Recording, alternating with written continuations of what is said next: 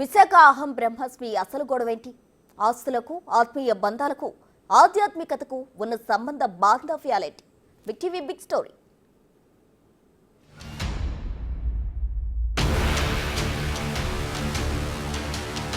తెలుగు రాష్ట్రాల్లో ఉన్న మిషన్ అహం బ్రహ్మస్మి సంస్థపై నెలకొన్న వివాదంపై దృష్టి సారించారు పోలీసులు.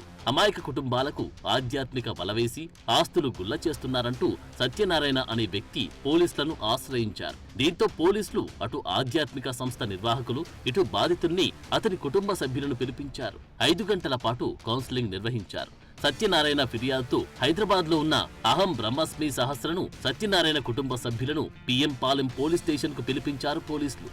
పోలీసుల కౌన్సిలింగ్ తర్వాత బయటకు వచ్చిన సత్యనారాయణ కుటుంబ సభ్యులు ఇది కేవలం అపార్థాల వల్ల వచ్చిన సమస్యగా చెబుతున్నారు. కుటుంబ కలహాలతో తమ తండ్రి అపార్థం చేసుకున్నారని అంటున్నారు. అసలు తమ గొడవకు అహం బ్రహ్మస్మి సంస్థకు ఎలాంటి సంబంధం లేదని తేల్చేస్తున్నారు. మా ఫ్యామిలీ ఇష్యూ మేము సార్ట్ చేసుకుంటాం, ఇది కంప్లీట్లీ ఫ్యామిలీ ఇష్యూ అండి. ఇప్పుడు కానీ ఆయన సంస్థకి గురువుకి సంబంధం లేదు. ఇప్పుడు ఆయన అలా అనుకున్నారు, ఆమె చేస్తున్నారు అంటే ఒక అపార్థం అయింది, అది అపార్థం అయింది. ఇప్పుడు అపార్థం అయినందుకు ఇంత ఇష్యూ అయింది అనమాట. వాస్తవానికి గురువుకి ఆర్గనైజేషన్కి ఏ సంబంధం లేదు. అది ఒక charitable trust, spiritual organisation, meditation చెప్పడానికి ఇప్పుడు అన్నదానాలు చేస్తూ ఉంటారు. సో అట్లా ఆ ఆర్గనైజేషన్. కానీ ఇది మా ఫ్యామిలీ ఇష్యూ. సో దానికి దీనికి ఏ సంబంధం లేదు.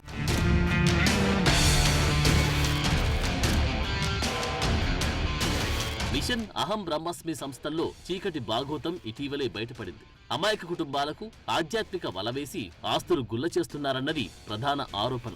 బాధిత కుటుంబాల వరుస ఫిర్యాదులతో సంస్థ నిర్వాహకం ఒక్కసారిగా వెలుగులోకి వచ్చింది. మిషన్ అహం బ్రహ్మస్మి సంస్థ పేరుతో తమ కుటుంబ సభ్యులను లొంగదీసుకొని దూరం చేస్తున్నారని విశాఖ సిపికి ఫిర్యాదు చేశారు బాధిత కుటుంబ సభ్యులు. తన భార్య, పెళ్లైన కూతురు, కొడుకు తనను వదిలిపెట్టి సంస్థ అధినేత సహస్ర డ్రాప్ లో పడ్డారని ఆవేదన వ్యక్తం చేస్తున్నారు బాధితులు.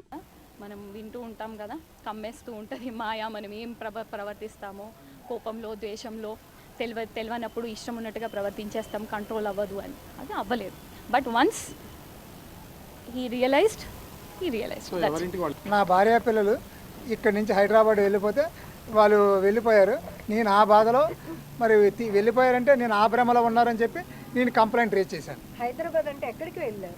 హైదరాబాద్ శంషాబాద్ ఎయిర్పోర్ట్ దగ్గర వీళ్ళందరూ కలిసి ఉంటున్నారు. అక్కడ లేదు అని చెప్తున్నారు కదా. ఇక్కడే ఉండేది, ఇక్కడి నుంచి అక్కడికి వెళ్ళారు. స్టార్ట్ అవ్వలేదు. కాదండి, ఇల్లు అండి. ఆ అబ్బాయి తీసుకున్నాడండి, వీళ్ళ అబ్బాయి రెంట్కి తీసుకున్నాడండి. ఇంట్లో గొడవ. ఇక్కడ ఆశ్రమం ఉండేది, ఇక్కడి నుంచి అక్కడికి షిఫ్ట్ అయ్యారు.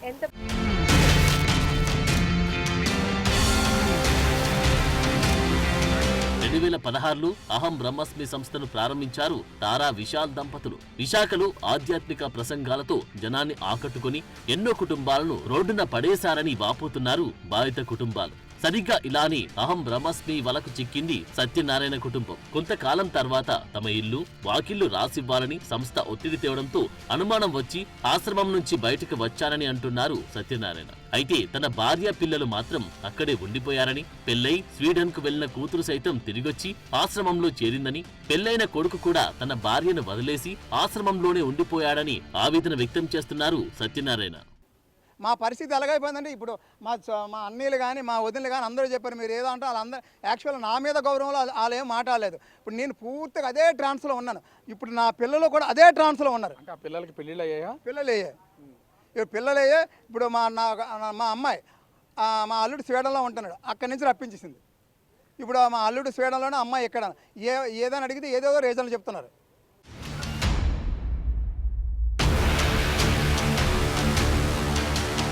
ఇలా 1-2 కాదు, పదుల సంఖ్యలో కుటుంబాలు, వందల సంఖ్యలో బాధితులు ఉన్నట్లు తెలుస్తోంది. తాము కూడా ఇలాగే చిక్కుకున్నామని వాపోతున్నారు గోపిశెట్టి ప్రవీణ్. సంస్థ ఆదేశాల మేరకు చదువుకుంటున్న కొడుకు స్కూల్ మాన్పించి మరీ ఆశ్రమంలో చేర్పించానని ఆవేదన వ్యక్తం చేస్తున్నారు.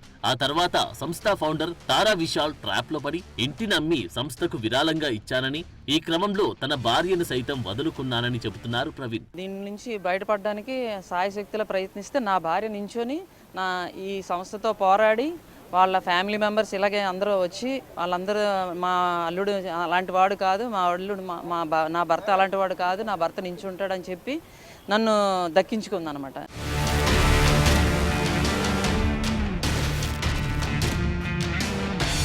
ఆస్తులు గుళ్ళ చేసుకుని ఆశ్రమానికి విరాళమిస్తే కొంతకాలానికి ఆశ్రమం నుంచి వెళ్లిపోమ్మన్నారని ఇదెక్కడి న్యాయమని ప్రశ్నిస్తున్నారు ప్రవీణ్. ఇలా అనేక మంది బాధిత కుటుంబాలు ఒకేసారి మిషన్ అహం బ్రహ్మస్మి సంస్థ దాని యజమాని సహస్రపై ఫిర్యాదు చేశారు. దీంతో అహం బ్రహ్మస్మి అధినేతను స్టేషన్కు పిలిపించి వీరి ఆధీనంలో ఉన్న వారందరి వివరాలు తమకు అప్పగించి చట్టపరమైన చర్యలు తీసుకోవాలని కోరుతున్నారు బాధిత కుటుంబాల వారు.